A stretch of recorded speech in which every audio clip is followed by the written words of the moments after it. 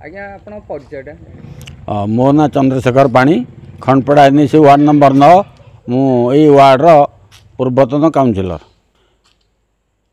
निर्वाचन होउची भोटर मानकर अधिकार, भोट देवाटा होउची भोटर मानकर अधिकार। तेणु निर्वाचन तो प्रति 5 वर्ष होउची, जहाँ श्रृंखला श्रृंखलार होइथार खंडपड़ारे एवं भोट दे सारिया पर मु निजकू भाग्यवान मन करुची, जेहेतु मु निर्वाचन रे अंशग्रहण करि पारिछि। दीर्घ 25 वर्ष बीजेडी शासन करथिला, तेणु आगामी 5 वर्ष बीजेपी शासन कले आम अनुभव करूँ जे प्रकृत में आमर भल शासक किए से। तेणु बीजेपी हेले भल हुंता।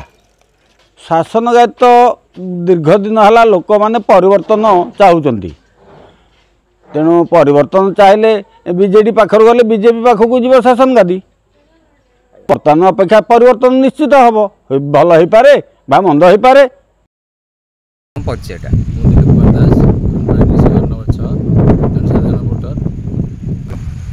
बर्तमान दीर्घ 25 वर्ष काल आम ओडिशा बीजेपी सरकार शासन जारी रखी।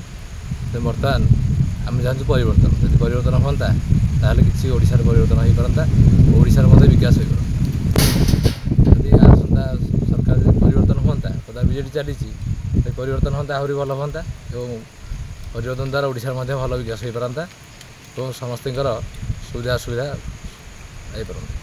बर्तमान जहाँ मत आम देखुचे टीवी न्यूज रे बर्तमान समस्त बीजेपी पल्ला भारी अच्छी साधारण लोक मत लगी।